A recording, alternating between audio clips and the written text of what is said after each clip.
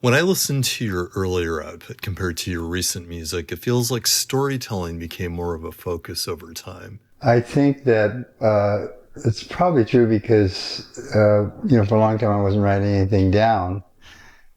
That period of the 70s was pretty much, just playing my own music, improvising. And, when I first started writing again was for Kronos, and I think the first piece was based on a sort of Indian, Native American folklore and tales and struggles of their life when the settlers came here. So Cadence on a Night Plane was driven by that. I was reading a lot of that, and a lot of the imagery that I was getting in the music was coming from there. And of course, then the next big one, Salome Dances for Peace, obviously was story driven. It was supposed to be a ballet, and I wrote a whole scenario for the ballet and several pages of ideas for the dances and the settings. So yeah, I think that probably that is true. Early pieces like In C and Olsen 3 and things like that were just kind of events. They didn't have any literary context. How does your creative process shift when you're meshing music with a bigger narrative? Well, for me the hardest thing is always if I'm going to be starting a new project, is getting it started. It's what was it going to be? The big question. You live with that for a while. You're thinking about what could this be? Has it got anything outside of music that extra musical that I'm going to be focusing on to kind of inspire the music, or is it just going to be a musical event? And so I'm spending a lot of time with that, and that's important during that period, trying to consider, is there going to be a structural idea for the music that I'm going to build it on, or is it just going to be, as I often work, I'll just start throwing stuff and throwing notes on the paper and seeing what happens out of the chaos, because you have this other narrative going on in your head, which maybe isn't necessarily related to the music, but it's feeding into the musical stream. It can become very strong, and it can inspire a lot of, just musical ideas, and how it depends on what group you're writing for, if it's Kronos or whether it's an orchestra piece or what it is.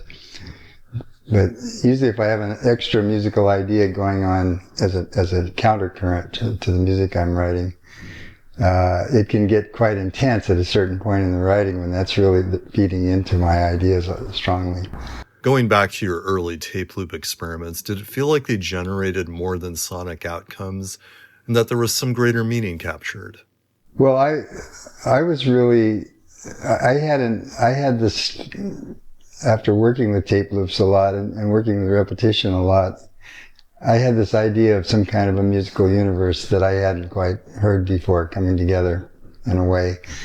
And I was experimenting in the sense that I was trying a lot of approaches that way with what limited means I had, which was a couple of funky tape recorders and, and just the background I had of watching people like John Cale work and knowing that it was fun to just take, for instance, I would cut up tape loops without listening to the tape first. I'd just take sections of tape and cut them together and loop them, and with not knowing what was on there. And I found that a very good way to work, because part of me was being fed by the unknown. I didn't know but then I could work with that unknown and shape it.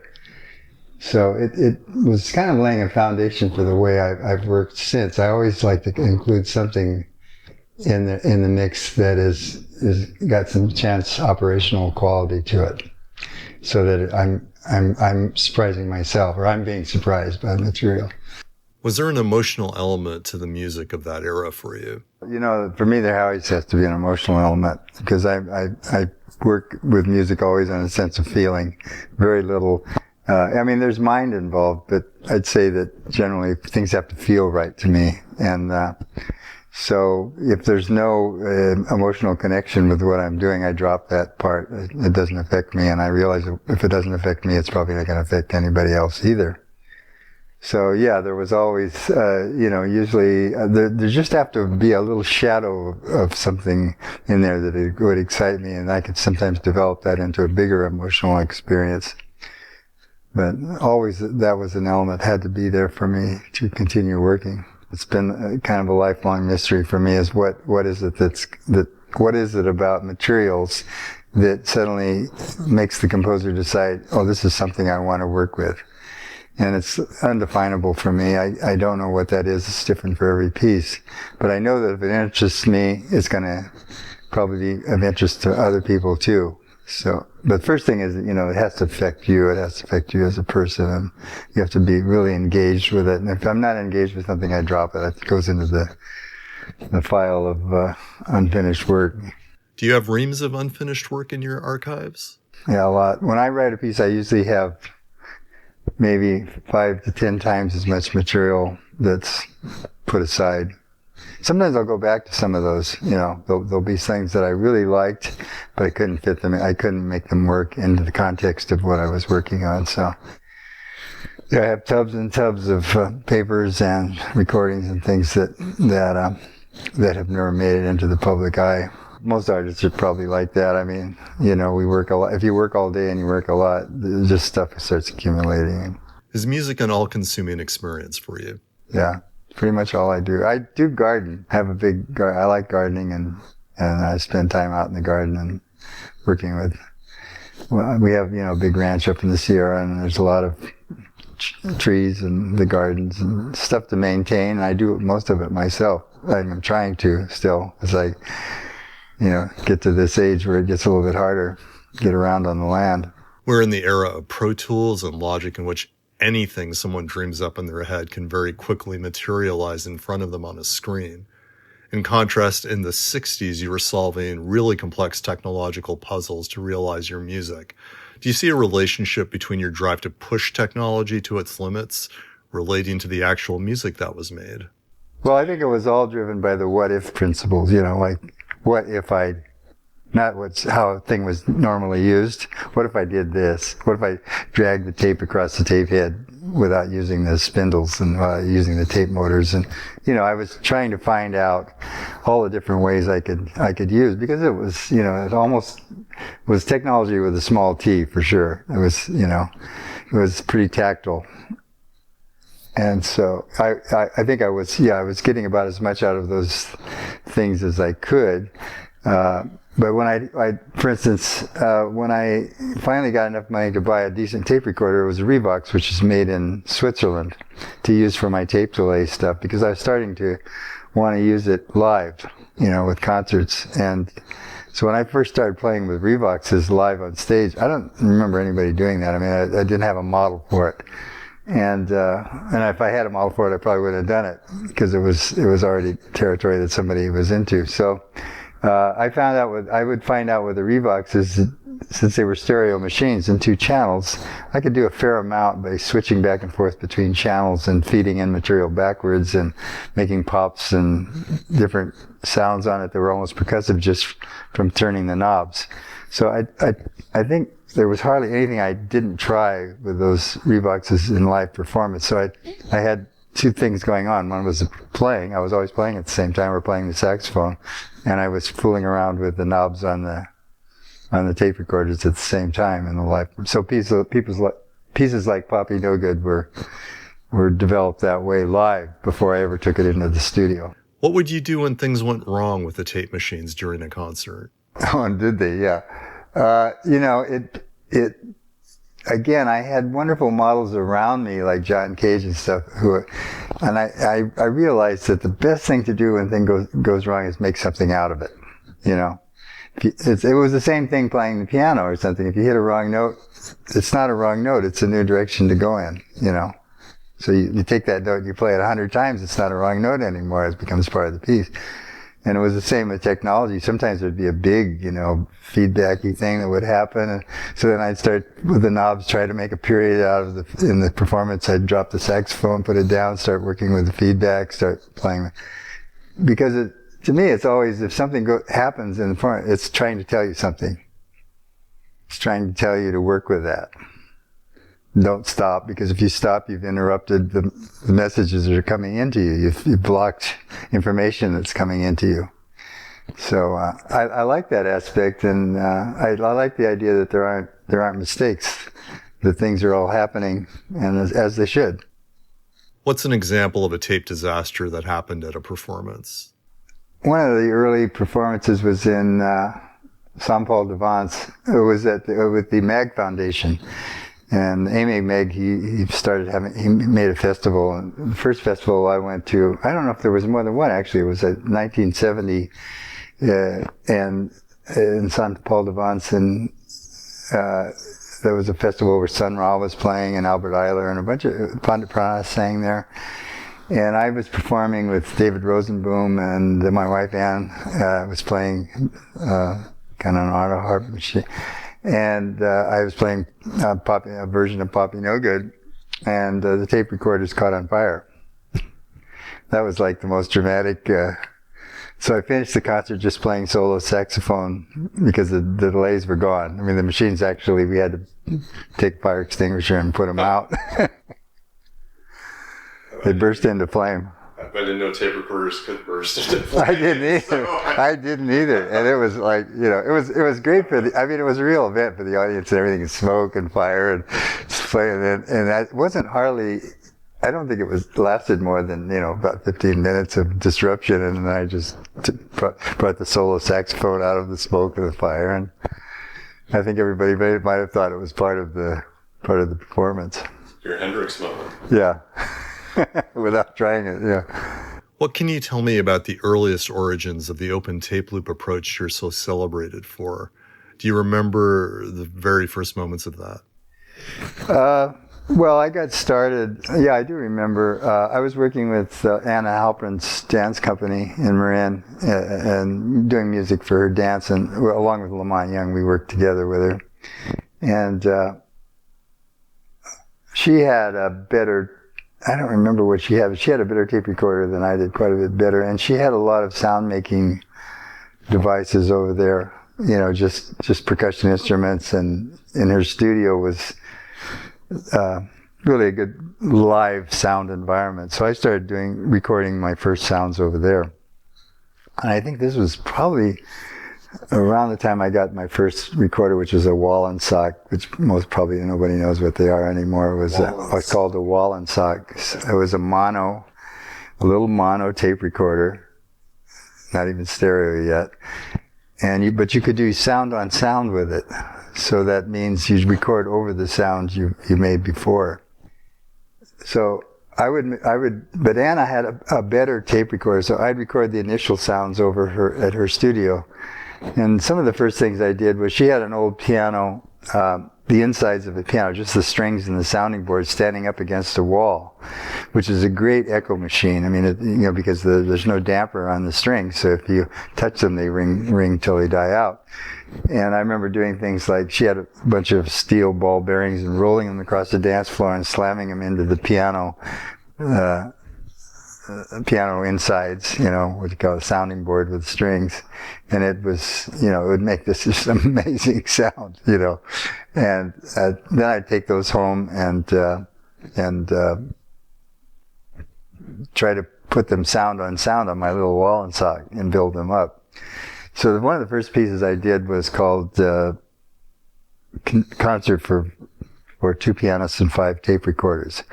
So I used 5, I got 4 more Wallensocks, borrowed them, and Lamont and I played this piece first time in Berkeley of these sounds that I made in Anna Halprin's studio, and we had instead of doing sound on sound with that, I put a different reel on each machine. Real primitive way to get 5 tracks, right? So, and then we played live to it. That was the first thing I remember doing. It must have been 62. Does a recording exist of this? Yeah, there is, but it's a very strange recording. It's on my archive. The Cordy Foundation did an archive. Now, Tom Welch has reissued all that on Elysian Fields, his label. So the one that is on there with Glenn Glassow, who was worked for KPFA, and he broadcast the concert live.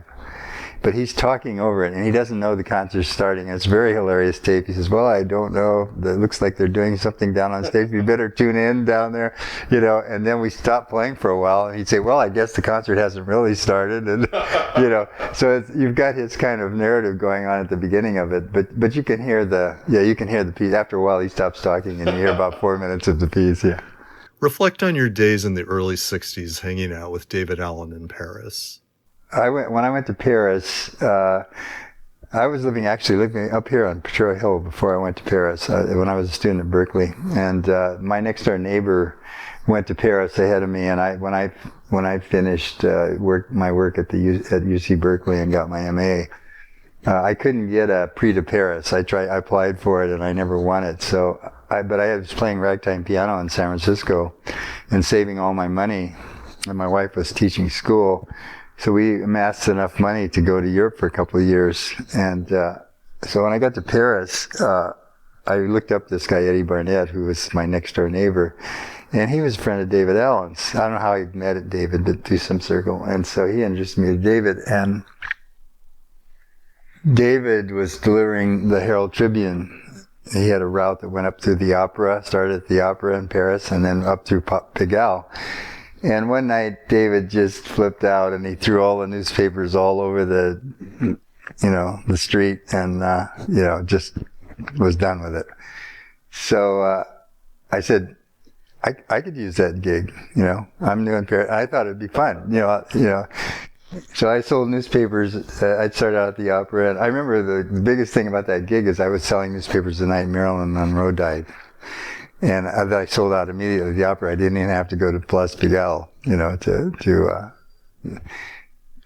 then I got other jobs out of that newspaper gig. I started playing at Fred Payne's Artist Bar. I started playing, because I used to be on my route.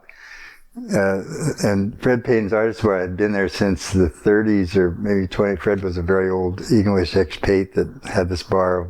English businessmen, rich English businessmen would come in. It was always full of young French prostitutes for these businessmen. And so I'd go in and play piano for them to have their fun and stuff. Sometimes they'd close the bar at night and I'd play all night while the guys were just frolicking with the women. And, that was out of that I got another job playing for floor shows in France. So it sort of launched me into actually making some money. I got some decent jobs out of that. But it was a good, I liked playing at Fred's because I actually developed some of my improvisational skills there because nobody cared what I played, So like sometimes Fred would say to me, that doesn't sound like music, I'd be doing some kind of long extended improv, but it was kind of a free place to experiment in front of an audience, so. And that came out of David Allen being disgruntled with the newspaper. Yeah, it came out. And David and I remained friends through that whole period in Paris. And David was really, I got him into tape loops. I played him the stuff I had done in San Francisco with Anna Halpern, like Mescaline Mix, pieces like, and so David was really got interested. And after that, he was doing a lot of stuff with tape loops. And we kept our, all the time I was in Paris, we used to jam a lot together. He'd come over and I hung out on his houseboat. He had a houseboat on the Seine and spent a lot of time together. He had a houseboat on the Seine, but he was delivering newspapers to make a living? Yeah, well, the houseboat on the Seine it's probably, it's hard to describe it. It was very funky. I don't know. He probably got it for like $50 or something. Okay. And it was cheap rent over the long run. And he didn't pay any rent. It was tied up to a quay, one of the quays in Paris.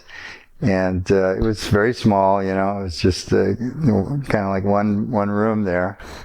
But and he lived there, during the whole time that I was in Paris. I don't remember whether he left before me or I left before him, but we did spend a lot of time, and we had mutual friends down at the Beat Hotel, and we'd go down there a lot. I met Brian Geisen and Burroughs down there, and other people one of the guys, saxophone players I played with in a band in France, was living at the Beat Hotel. So that was we'd go from the houseboat to the Beat Hotel, and that was kind of the cultural life of the time, interesting people to run into. And it'd be it would probably be 62, 63. Can you give me any more insight into your friendship with David? Well, David was, I was he was a much hipper guy than me. I was coming out of, San Francisco. He was more into I'd say the kind of the beat scene, pre-hippie scene, something like that. And I was kind of like a straight UC Berkeley graduate, but that experimented a lot with weird music. So we had that kind of connection. David, I was kind of educating him about musical ideas, and he was kind of showing me a lot of stuff about the kind of free bohemian life that you could lead in Paris. And I really liked David's fantasy, like his drawings and his poems and his funny Australian language, and it was captivating for me. And we not only hung out a lot together, we used to write each other letters and stuff, even though we were seeing each other once in a while, just because I liked the way he would write and his drawings and the letters and everything. So he was very influential on me in that way. He showed me a kind of life that, even though it was chaotic, I mean, it was pretty easy for David to flip over into the other side. He always could keep it together enough to keep going. And this is all pre-Soft Machine and pre-Gong years. But Robert Wyatt came over one time. I met Robert. He was only about 17 in Paris, and came over, and I jammed with him. At first, he was playing one of those Dizzy Gillespie type trumpets with the bell going up, and that's what I thought. He was a trumpet player when I met him. And he was, I guess, as a young kid. He's so talented, he could do anything, So there were people around in Paris in those days that David introduced me to. John Esom, who was a wonderful poet from New Zealand, who started this magazine Image in England a little bit later during the Hendrix years and during the Cream years and Hendrix years, and wrote a lot about the rock groups there and had some beautiful psychedelic artwork in it. Gong is one of my favorite bands. I mean, it's like, they swear, one of the places that rock ended up that's current, that's really vital. I understand you and Edgar Froese mutually influenced each other's creative paths. Tell me what he revealed to you. One of the reasons we started Tangerine Dream, because we came to your concerts in Berlin. I've been performing at the radio and at the Meta Music Festivals there that Walter Bachauer put on in the 70s. 74, I think, was one, and maybe 76. They were really the first big world music festivals that I was aware of that were happening. So I think a lot of young, like Michael Honig and other young rock musicians came to those Meta Music concerts and heard me play. And I think that kind of performance, which I never considered space music or anything, but was something for them, gave them an idea about what a rock performance could be like too. And then Edgar gave me loaned me his Korg synthesizer to try out, because he said, you're playing an electric organ, you'd probably really like playing a synthesizer. And so while I was in Berlin, he brought it over, and I got my first experience working with a synthesizer. And then shortly after, I ended up getting my own synthesizers and starting to work with them. In fact, that was I guess it must have been around 1978, because I got my first synthesizers, which were the sequential circuits Prophets, in 1980. And my technical assistant at that time, Chester Wood, worked for Sequential. So he had just intonation. He had them designed so they could be tunable in just intonation. And so I bought two of those, and I started playing two Prophet synthesizers instead of electronic organs from 1980. I wanted to talk to you about how addressing the meaning behind music changed when you became a disciple of Pandit Pran in 1970. Oh, it was a big change, yeah. It's kind of like if you take on a religion or something, you have to really believe in that. You have to in order for it to work for you, you have to envelop yourself in that. And that's what happened when I started studying with Pandit Pran. It was under the general heading of raga, but actually he was his own music. I mean, he was a musical universe that was separate from what was going on in raga and everything. So for me, it was like, okay, here's a person that, is doing some kind of music that I was headed towards in what I was doing, but in a different way, and coming from a very old tradition, that he was still connected to a very old tradition. Even though he was so different from everybody else, he was very traditional. But it was just because of who he was and how he could express himself so freely through raga and still be part of the tradition. And I felt a real kinship with that, but I also felt like he was a much older soul than I was and had a lot to teach me. And so I just kind of like surrendered to that, and I didn't do so much I kind of let raga be my main focus. I'd say from the period of the 70s, most of the period of the 70s, although I was still doing concerts and stuff. Just to keep that all going, I was focusing a lot more on raga because I realized there was so much there to learn that if I didn't give it six hours a day or so or more, I wasn't going to get anywhere with it. I mean, I wasn't writing any music then, so that was not a concern. It wasn't like getting commissions from anybody, but I was doing I was going to Europe about at least 5 times a year, sometimes 10 times a year, doing solo organ concerts, and my music was very well received over there, and they kept asking me to come back, especially France. I was working France and Italy and Scandinavia and Germany. So I was developing the solo. By that time, I'd quit playing saxophone, and I was developing the solo organ performances, and so that was the other thing. I mean, and that was being very much informed by my raga studies. I mean, I was starting to become more melodic in that. I was starting to learn the intricacies of raga, how you can sustain a really long form that way. And I'd already worked with that a bit, with the pieces of the 60s. I was already as I was saying, I was headed that way. But it got stronger with my work with Pranath. The idea of trying to build these long modal sustained forms, because that's what raga is. What about the question of the purpose of music? Did that change for you? No, I think that it just intensified. It was still touching the same nodes in my being. The music was still, but it was intensifying it. It was like I don't know how to explain it. I was just getting lit up in a much stronger way. And I realized, that's why I stayed with it. I realized it was something I was meant to do. I had been listening to his music a lot from the time I lived in New York, around 67, 68. Lamont Young and Sham Bhatnagar. Sham Bhatnagar had brought these recordings of Pandit Nath to New York that he had made.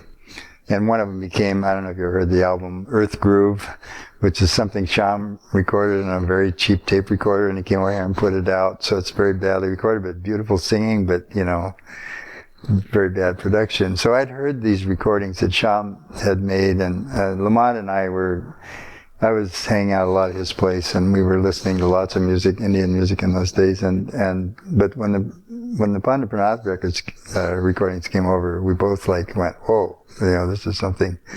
So that became, I was doing yoga in those days, and I'd always play the Pranath recordings while I was doing yoga, and getting more and more into just what the magic of his, way he weaves music. And so then Lamont arranged for him to come over. Then he did end up, Lamont asked me if I could arrange a concert for him at Mills College, and I did. And so he ended up coming to San Francisco and staying with us. Lamont and Marion and Pandit Pranath stayed with us in our loft in North Beach.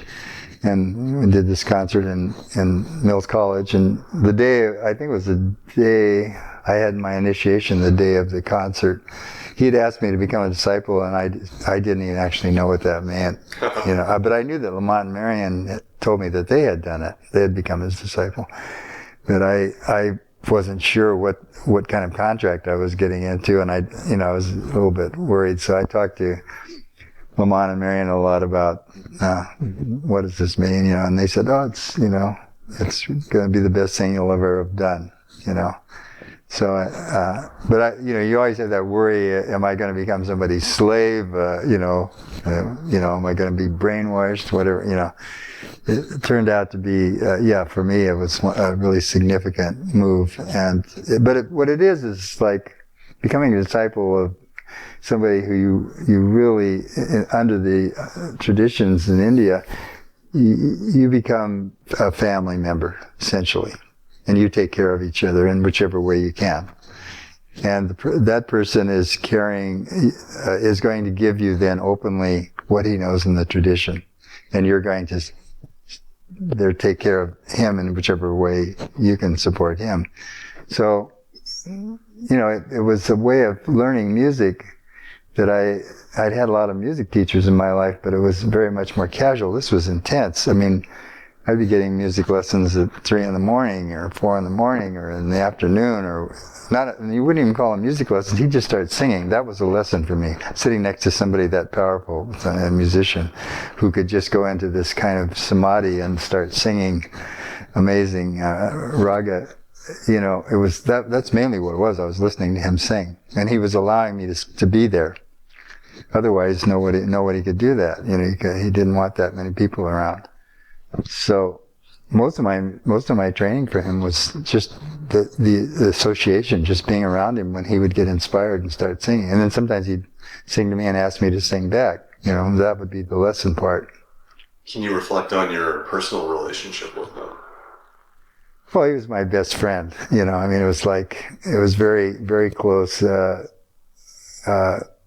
And yet it was a friendship that it wasn't like we spent hours and hours talking, because he didn't talk much. But we'd sit together, we'd go for long walks together, we'd do a lot of, I would introduce him to I'd take him to concerts, Philip Glass or something, that he hadn't heard. We were introducing him to a lot of Western music.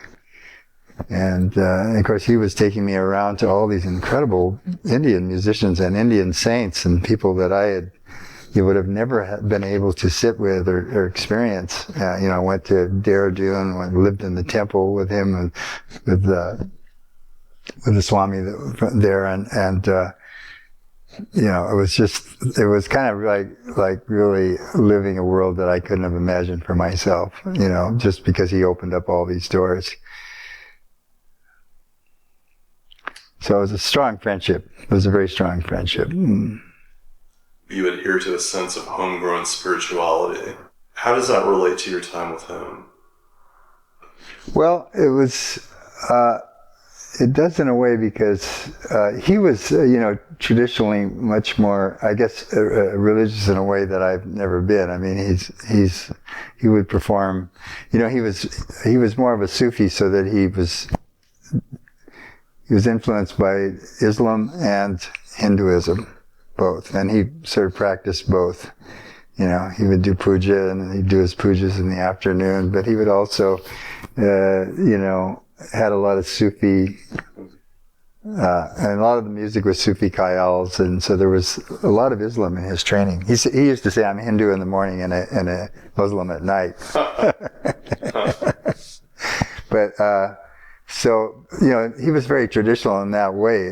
There are other good examples of saints like Sai Baba of Shirdi in India, who nobody could figure out whether they were Hindu or Muslim, because they knew both intimately and would teach their Muslim disciples about Islam and their Hindu disciples about Hinduism. So he was in that tradition more of Sai Baba, the Sufi, which is really a universal worship. But I was trying to learn that from him too, and I got sort of absorbed into that, because going to a lot of these holy spots with him, shrines, and putting my head down on at the base of a tomb and saying prayers, and I did all that because I wanted to feel what it was like to do it, and see if anything could be awakened to it, and things did. I mean, you can't do stuff like that without there being some real experiences. So, but I've never, I think I'm still trying to figure all that stuff out. I mean, even at this late stage of my life, I must say that I'm still looking at everything as being the big mystery that I don't know. And I'm comfortable with that, not knowing. Not having my firm faith is that I don't know. I feel very strongly that that's a good faith, that's a good path. Look at things, you can't understand them, and that's a comfortable place to be in. So by 1979, you had largely abandoned conventional notation. Can you talk to me about that transition as you became more and more immersed in the Indian forms? Well, I wasn't doing that much notation, as if you look at the scores I produced in the 60s. I was already thinking that notation was not going to be a big issue for me, I mean, I got into that much more in my later life, and I still feel like it's not the right way to go, even though I do it, it's a way to go. You can do something to writing a big through composed score with everybody's being told what to do, and you can create a kind of a musical event that you couldn't create any other way if you left it open. But I don't like telling people what to do in general, so it's not my most comfortable kind of musical activity.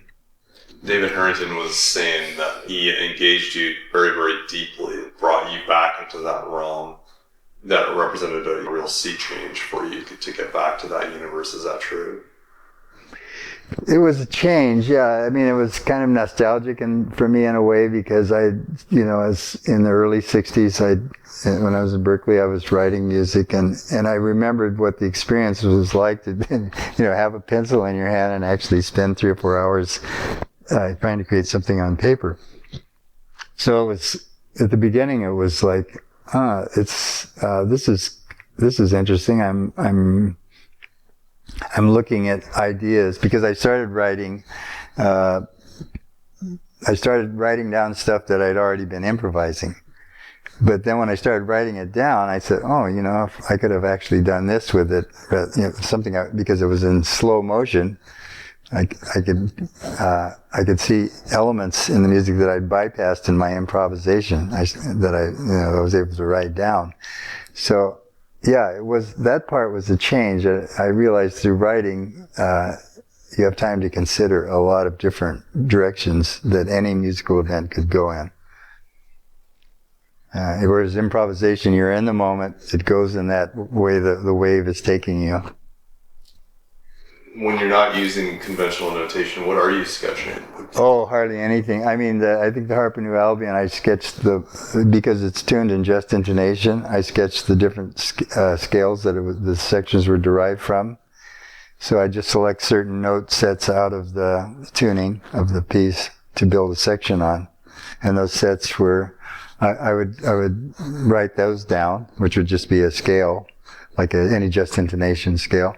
And then maybe a couple of patterns that I was basing my, that section on, with a repeated pattern or a melodic motive. They weren't, if I hand that to another pianist, he wouldn't know what he should do with it. I mean, certain pianists would, yeah, they'd say, okay, I'll do, But for most people, it's not enough notational information. But it was just something. Sometimes I think I'll forget something, so I'll jot it down. If I don't think I'm going to forget it, then I don't bother. What about today, when you're putting together new works? How are you capturing your ideas?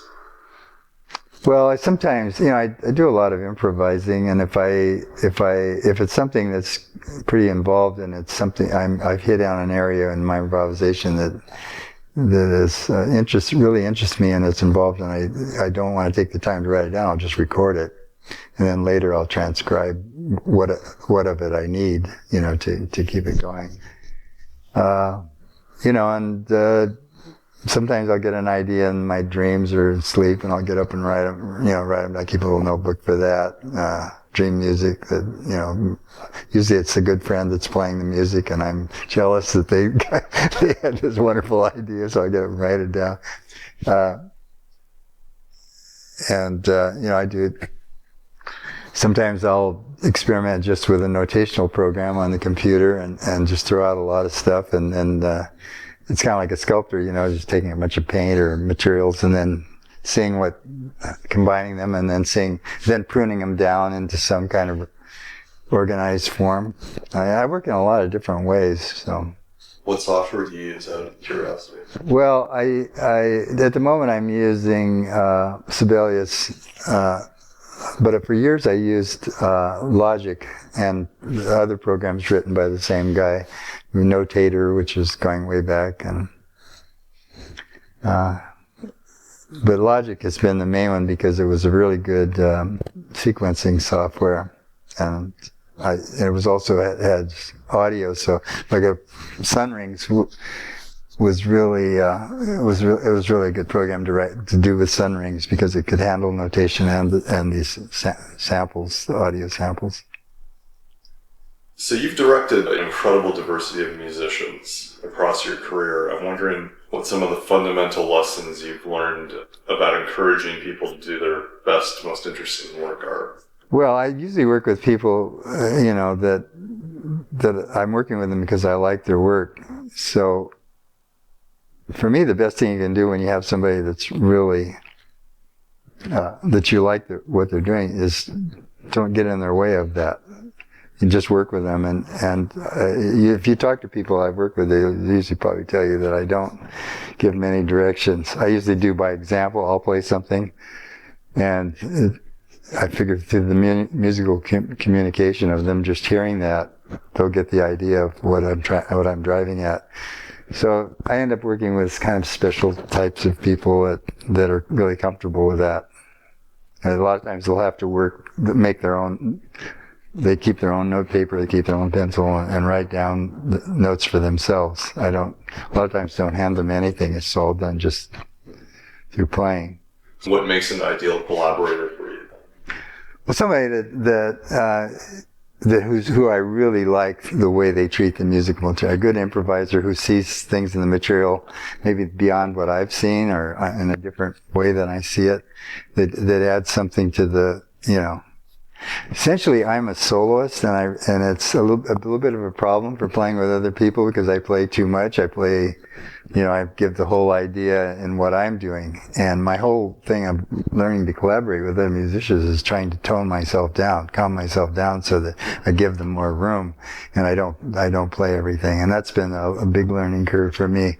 But I work with people like Tracy Silverman or George Brooks or Gyan, my son, Krishna Bhatt, all people who are very good composers and improvisers themselves. So I like them to be able to take these ideas and do something with them. I don't want them to do with the ideas the same thing I'm doing with them. I'm always happier when they find their own role in it. So I'm just essentially laying out a musical idea that I find interesting. And there might be a melody or rhythmic cycle or whatever, and then seeing what they discover in it. You've had monumental influence on the rock world, but you've never pursued that universe for yourself, except for maybe the John Cale album. So I'm wondering why you never felt more drawn into that. Well, it wasn't it wasn't, it doesn't feel like that good a fit for me. I mean, it could be I could be a rock musician. I mean, some people might think that that's what I'm doing, because today if you look at the whole field, I mean, and I'm not that knowledgeable with the whole field of what's going on today, but certain things I hear, I think, that's not that different than what I'm doing. So, but if you're thinking about rock with guitars and drums and backbeat, that would be a little too confining for me. But when I play with, for instance, my son Gyan, and I'm playing synthesizer, sometimes it's very rocky. We get into real grooves that are very, and we played a few festivals like, All Tomorrow's Parties and places like that, where that are, so that when I play with him at these festivals, I think we're considered rock musicians.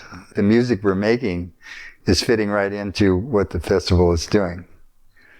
What about the Church of Anthrax collaboration with John Cale? How did that come about? Well, I'd worked with John in the Theater of Eternal Music with Lamont Young. So, we didn't meet at that album. We'd met before. And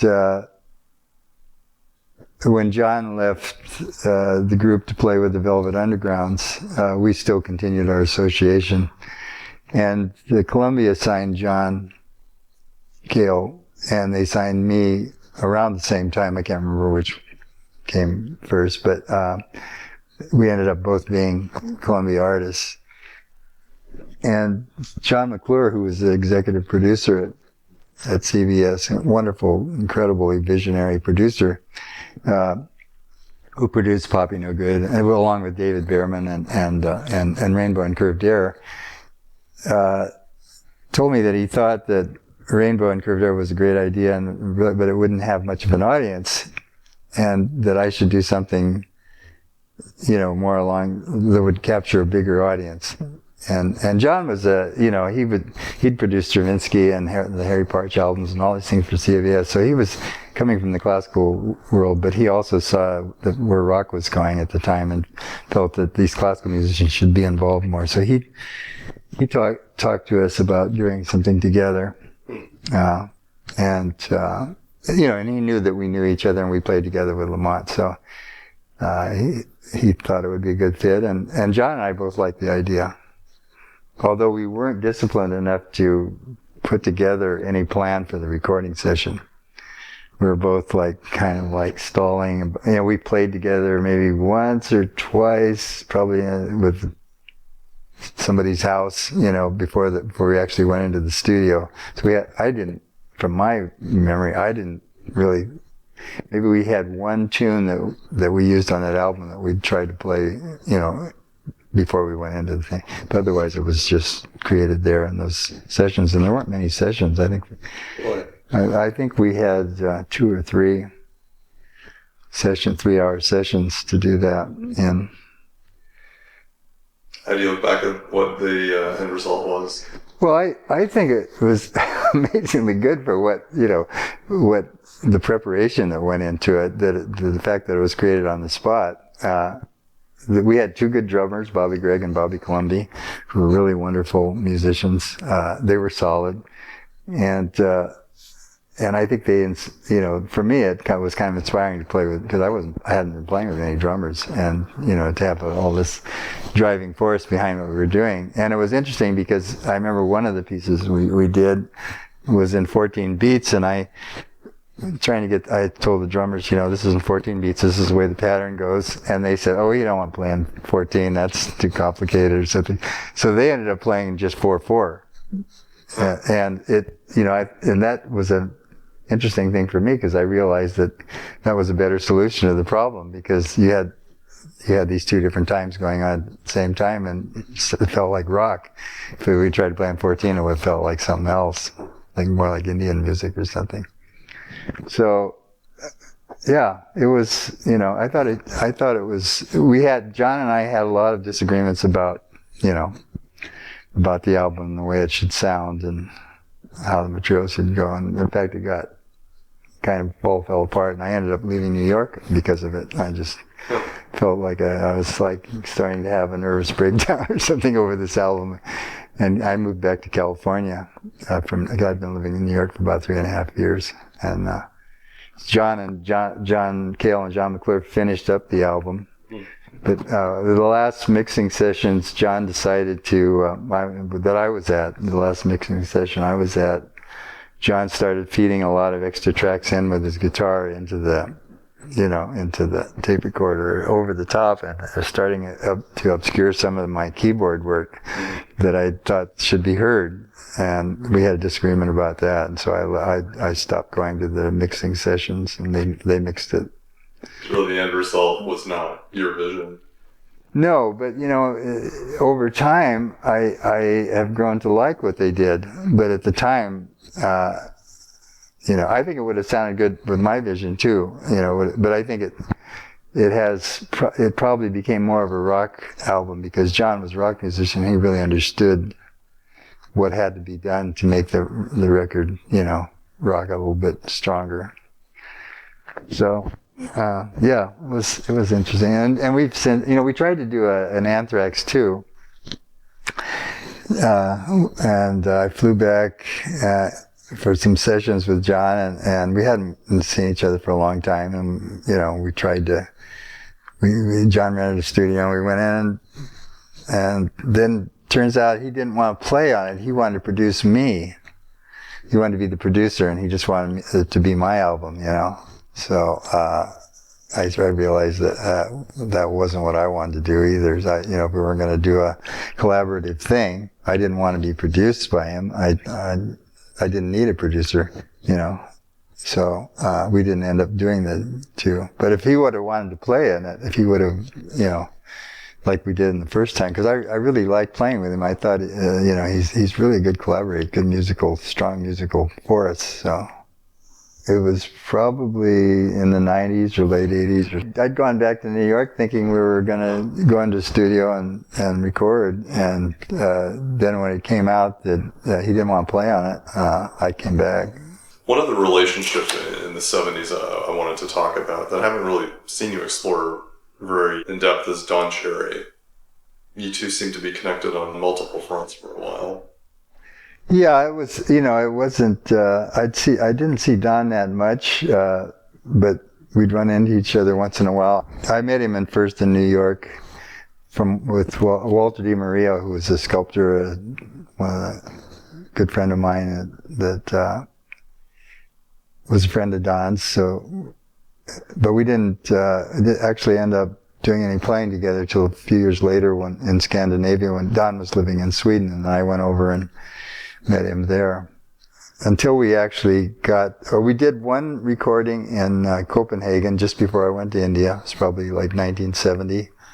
We went into a studio in Copenhagen, and I think since that's come out, somebody's bootlegged it or something. So that was the earliest example of us playing together.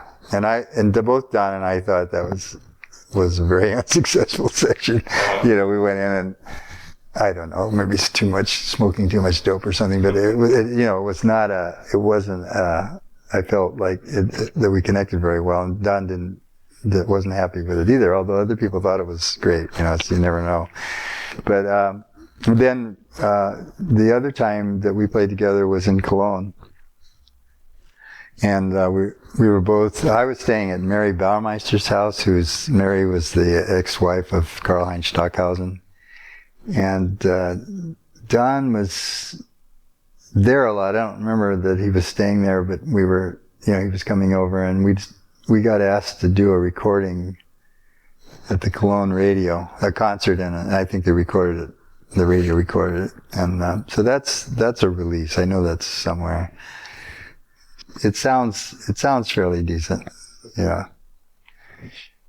So, we didn't plan anything. And when we did the recording, the best recording we made was at the Cologne radio. And essentially I'm playing the Persian Sergi dervishes or something, and Don's just, playing along and making a countercurrent to it with, what's that instrument called? Dusanguzi or something? It's I think a Brazilian kind of harp. So he's playing that and the pocket trumpet on it. But it wasn't a significant part of either one of us in career, but we happened to, there was somebody whose name I forgot, a German producer who came up with the idea that we should, do this concert in Cologne together. Don was the kind of guy that was playing something all the time. Like he'd be walking down the street and playing a flute, and it was like almost like a street musician. He had this kind of professional career playing with Ornette Coleman, and people knew him as that. Jazz musician. He played with many great jazz musicians, but he was also like very loose about, he just wanted to play music all the time, and kind of, he had this very free spirit kind of attitude. So I like that about him. I thought it was that he was really just into the music. He just wanted to have the sound going all the time. I only met him probably a handful of times, altogether. I remember in New York, he came over when around the time Nana was born. He lived around the corner from me. And he came over to, I had a loft on Grant Street, and we hung out a bit. I don't remember it. I mean, we must have played music that day, but I don't remember. We had anything in mind, you know. And then when I went to Sweden and to do this project of Olsen 3 with the choir, the kids in Nacka, Sweden, Don was living in Stockholm then with Moki, and he came out and he really liked this piece that I'd done for the choir, and at that time he was this piece, you know, it was after NC, but it had kind of the flavor of NC. He saw that as a really interesting musical direction, and he wanted, you know, he used to talk to me a lot about it and what I was doing and how did I arrive at this, and he was very curious about it. So I think it made an impact on him. This concert that we did there made an impact on him.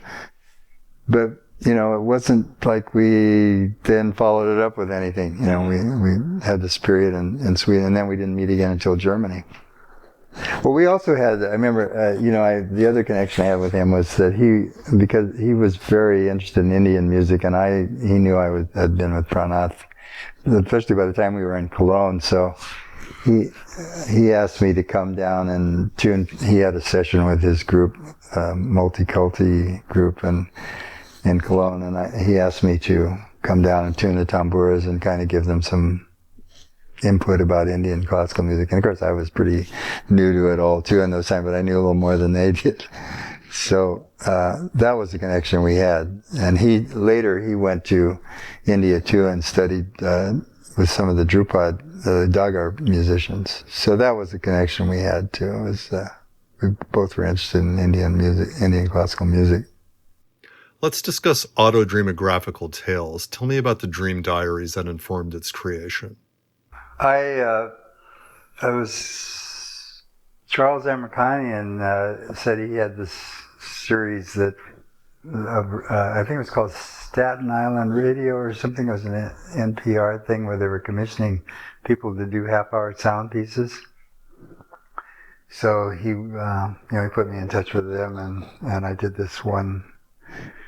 I decided to use this dream journal that I had been keeping for the past year as a basis for the radio stories. I wasn't sure what I was going to do with it, but I had just recently bought some, what were they called? ADATs. So you got, some multi-track recorders, but they use tape.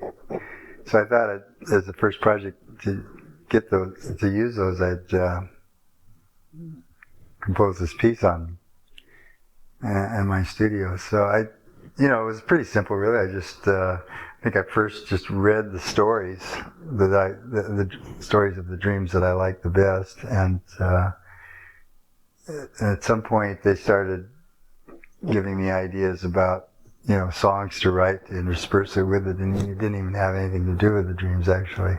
So it was kind of like a multifaceted project that used the dreams as a way to launch me into it. When I'd listened to this, I recorded the stories, and when I'd listened back, it seemed like right away I'd think of some, musical hook or something that should go with them, a different kind of musical atmosphere. And, you don't really know. I mean, in retrospect, I don't remember how I came up with the different musical atmospheres for each dream, but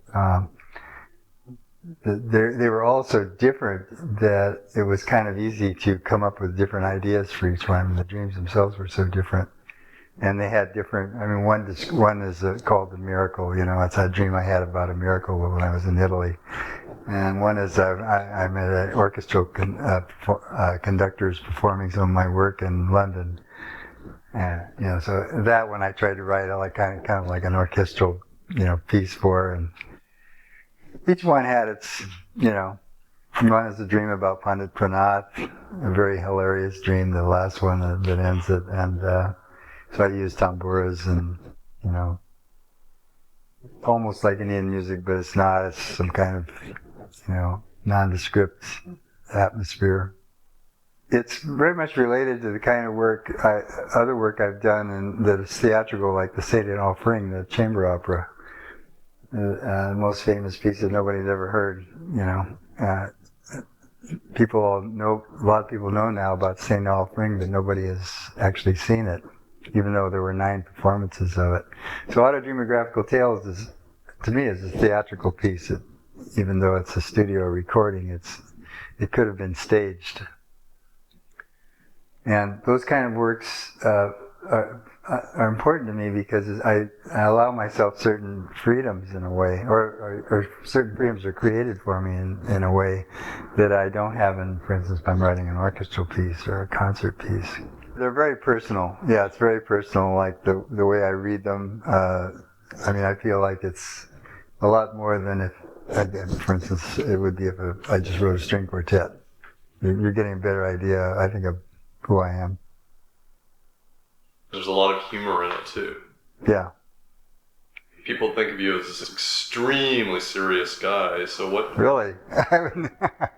That's a misconception, yeah. No, I don't think of myself at all. I mean, I'm serious in a sense. I'm very focused on my work, and I work all the time, but to me, humor is what makes the universe bearable, you know, makes life bearable, and also it's one of the most profound ways to understand the mystery of what, you know, where we are through humor.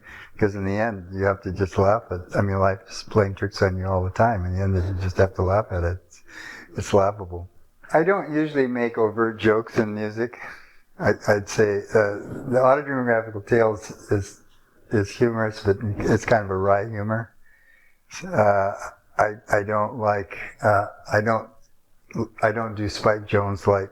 You know, thing. Although I like Spike Jones, I grew up on it as a kid, and I thought he was a master at what he did. But I mean, it hasn't been you know, in the music itself, I can't think of any examples where I've actually done anything like that. You know, just tried to make people laugh just because of the musical antic itself. Aleph is another album you made for John Zorn-Zadok label. Provide some insight into creating that record. John, you know, was curating a festival for the Jewish Museum here in San Francisco, which had just opened. It's down by Yerba Buena Theater. And for the opening, John invited, I don't know how many artists to do works for the opening. And I was one of them. And I went down there and looked at the space and talked to the director and agreed to do it. But then something happened either in my life or in their processes, what they were going through down there, but we lost communication, and my time to do it came and went, although I'd already done the piece, and it was sitting around in my studio. And so I called John one day and said, you know, I did do the piece for the project, but I never heard back from them, and I see that now it's over, and I've got the piece. And he said, oh, good, great, man, put it out on Zadok, you know, send it to me. Because what I had imagined for Aleph was, it's more of a ambient piece. It's more for the museum. It would have been good. It was going to run on an endless loop, and but you know, it has very, very minimal materials in it, and I recorded it in one single set one night, very late at night. I hadn't done an extended, long modal improv like that for a long time. So I thought it was a good revisiting to pieces like Persian Surgery and some of the early stuff I did in the 70s. And yeah, not much more to say about it. It's just improvised. It was just improvised, and I was not pre-planned the material or anything in it. You've done a lot of work with your son Gyan in recent years. Explore the musical telepathy you experience when working with him. Yeah, I mean, you sort of like said it. I mean, it's very easy to play with him because it's like an extension of myself. He's a wonderful collaborator in that he is able to focus totally on what's going on in the moment in the music. And to me, sometimes he's anticipating things. He's there so much in unison with what I'm doing that I don't know how he could have thought of it at the same time I did. I'd say I have that more with him than anybody I've ever worked with, and it's I enjoy working with him so much because of that. It's like having his great gifts as a guitarist, for one thing, to accompany ideas that I've come up with, has been, really a gift for me to, have somebody like that to work with. Unfortunately, he lives in Brooklyn now, so we don't work together as often as I'd like. But whenever I get an opportunity to include him, I do. My only regret, in a certain sense, is that I don't have the same ability to. He's a wonderful composer, and I would like to be able to do the same thing with his music, but his music's too hard for me, to play, to learn. And his music really requires quite a bit of work to put together. I mean, it's more complex in a way than mine is, his written music. So that's what I'm aiming for, though, is to learn one of his pieces really well, to play one of his pieces with, and try to see how it fits on the other shoe, because I can do something that he's never heard before. He's right, even if I've composed it and I have sections in it that are changes and chord changes and stuff, he just floats right through it with me. And I like to be able to do that on one of his compositions, just to see how that would feel.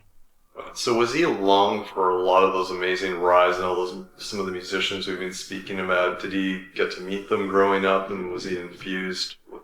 Oh yeah, he was. He was. I tried to, at one point, because I saw he had amazing music talent as a young kid. I could see that, it was there. So I tried to teach him piano, and it was a total disaster. He couldn't accept me as a teacher, and so I stopped. But he was always like, he would be, always there listening when I was rehearsing with somebody in the studio. And, sometimes he was not too much. He didn't do much traveling with me because for some reason I couldn't take him along when I was doing touring. But we did have a lot of musicians coming to the ranch, and so he was always there. I didn't notice how much he was paying attention. But suddenly at one point, when he was still fairly young, I was doing a concert with Krishna Bhatt, and we took Gyan along, and I asked him, I said to Krishna, why don't we have Gyan bring his guitar and see what happens? So he sat in with us that time, and I think he was in high school, but I don't remember, maybe like 14 or 15. And he played so well in that concert, and he hadn't rehearsed with us or anything. He just I could see that he was able to command the stage, his space on the stage. He wasn't worried about playing with, Krishna, who's a great master sitarist. He didn't feel intimidated by that at all. He took his own space and played the guitar with confidence. And after that, we started inviting him. I played with George Brooks, and he has a trio for a while with Tracy Silverman. And so he's, since that time, he's been part of my performing life. Tell me about the concerto for electric violin you wrote for Tracy Silverman. It's written specifically for Tracy, because Tracy has developed this instrument, which is a 6-string.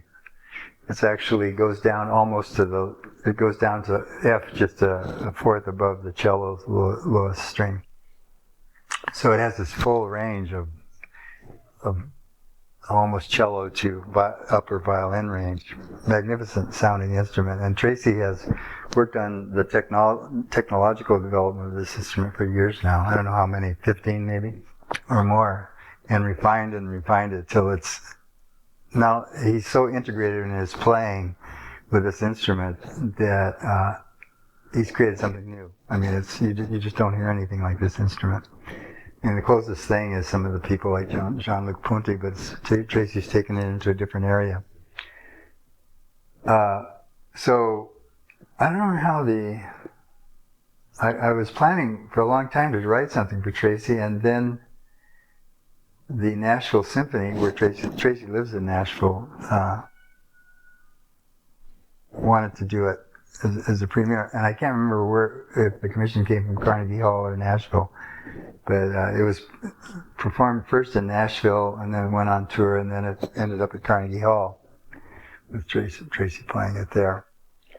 And I really was conscious of Tracy that this instrument is as the center of the orchestra. I mean, it's a really concerto in that sense. It's all the music and the orchestral music develops out of the sound of this instrument and the relationship, the dialogue between the orchestra and this instrument. And the result then, I think one of my most successful orchestra pieces. It really worked, and Tracy was such a great performer in it. He memorized it. It's a very complicated piece. He had it memorized for the performance, and he was able to, because Tracy is really a good jazz musician. He's a great country musician. I mean, he's got so many skills besides being a Juilliard graduate and having all the classical skills, that he was able to get the orchestra to swing in a certain way that I don't think the conductor could have. But Tracy would turn around to the orchestra and give them cues about how to play the music, and because there's a lot of back and forth between the solo instrument and the orchestra, and he kind of taught them the phrasing and everything, and that couldn't have happened with another musician. It had to be him doing it. It's called the Palmian Chord Riddle. It came to me in a dream. The title came to me that I was working on I was designing a chord for the opening of the concerto, and in the dream I said, I don't know which mode I'm writing in here, and the dream said to me, you're writing in the Palmian mode. So, and at that time I had written a lot of the piece, but I didn't have a title for it. So the title came kind of late, but it was like an identification of what the mode of the piece was in. You have another major project called At the Royal Majestic. Describe it for me. It's a concerto for a very large orchestra and pipe organ, which is essentially like having two orchestras, because the pipe organ is, 65. It was premiered at Disney Hall, where the pipe organ has got 6,500 pipes.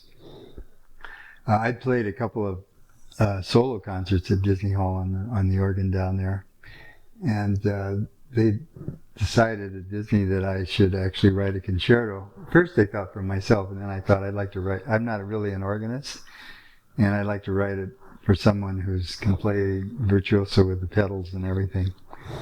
So they suggested Cameron Carpenter, who was someone who I didn't know about at the time.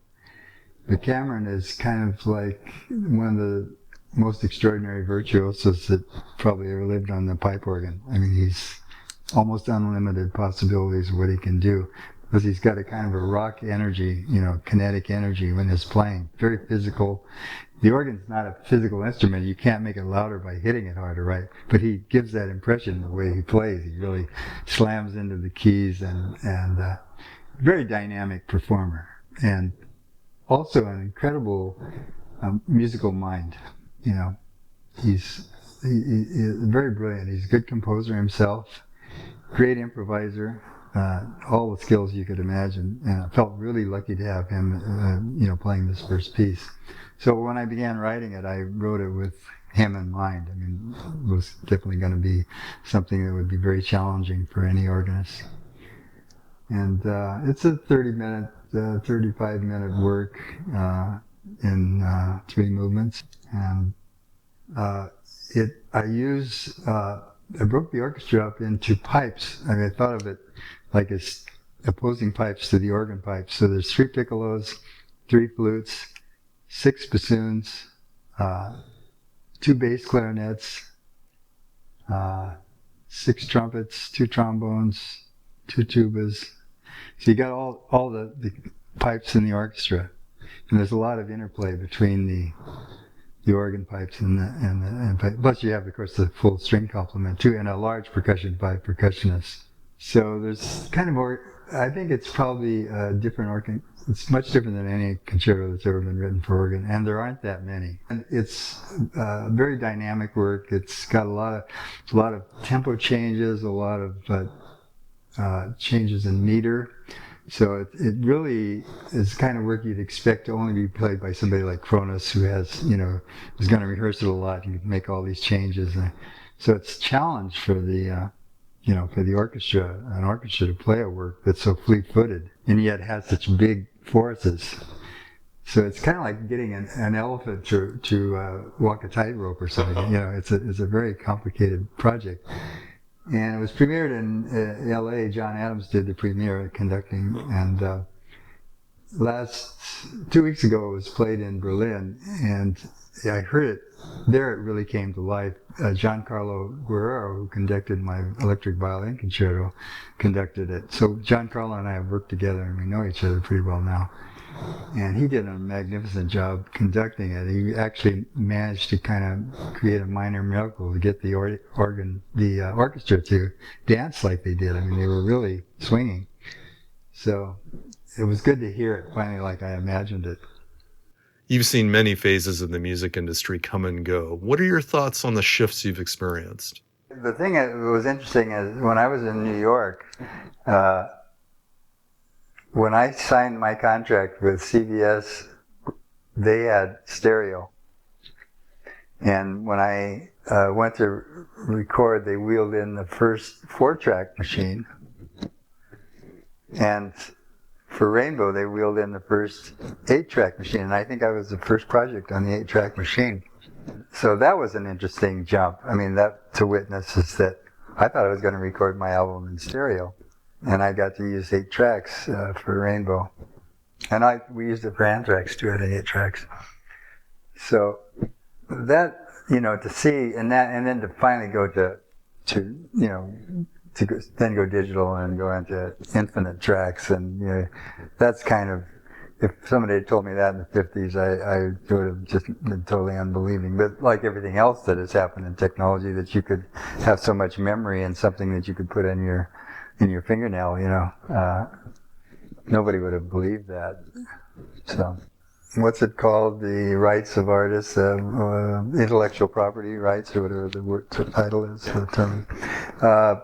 That's kind of become a very gray area now, that people can seem to use material of other artists in a very free way, either by sampling or by even releasing albums under their own labels without really securing the rights.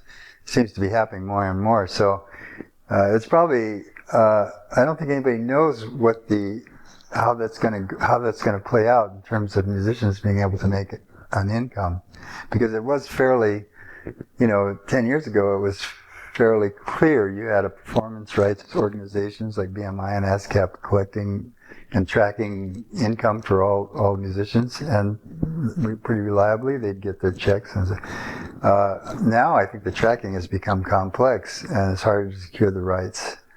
And a lot of music doesn't get recorded, at least the incomes don't get recorded. So musicians I'm talking to, some of them are very pessimistic, and I don't really know. I mean, I think that other things could take their place.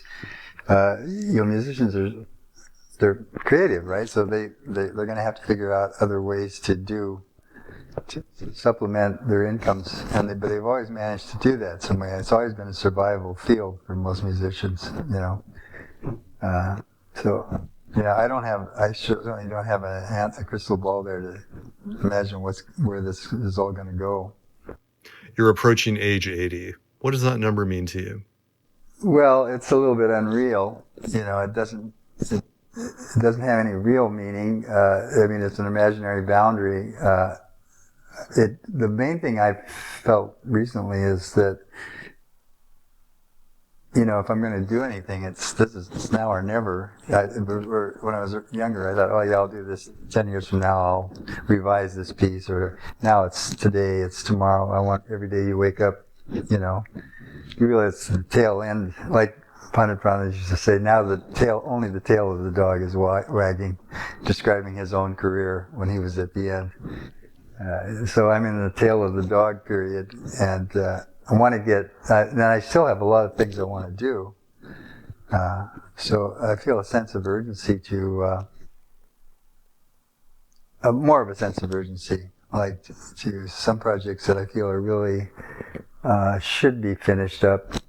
I should work on them and get them done. Not so much about new projects. I'm not. I don't have any particularly desires about any new project that I need to do. But I do have some old ones that I think should be worked on. The opera, for one thing, which was kind of a major work of mine, a 2-hour work, based on the life of Adolf Höfli, the seminal Adolf Ring. And it was basically a kind of guerrilla theater opera. I was basically the only musician, and then there was Sally Davis, who's an actress, singer, dancer, who sings very well and performed with me. And John Dedrick, who's an actor, played Wolfley. And then we had some Mikhail Graham, who was doing all the tech work and mixing stuff from the board and throwing samples into the work, and a very important part of the sound character of the show. And 2 people were Lulu, Karen Ezekiel, who was doing the sets. So it was, we worked really hard putting the show together, and we had, I think, something like 9 performances of it worldwide, just some in the United States, some in Europe. And then it never went anywhere after that. We didn't, and we'd gotten the show to a pretty high level of performance. But since I never wrote down a score for it. I never wrote down a note of music for everything I played. But the pieces are all composed, but they're all done in my head. I could perform them the same way every time, or basically the same way. So I feel now I should document that. I think the first thing I'm going to do is put out a CD of the last performance in Bern, Switzerland, which is pretty well recorded, and could be at least as a document, could show people, because many people ask me about the opera. They've heard about it, but they don't know what it is. I haven't seen it, so I would like that to be documented. And then the other thing is I'd like to actually write out the parts, score it, so that it could be performed by somebody else in the future. I've got a lot of things in my sketchbook that that are basic ideas that I want to work on, but they are not. I don't know how to describe them to anybody else, but they're just works they're mainly works that I perform solo, but I haven't notated yet. That's been the basic problem, is because I'm an improviser and can improvise works without a score. The Harp of New Albion is a good example. That could all be written out.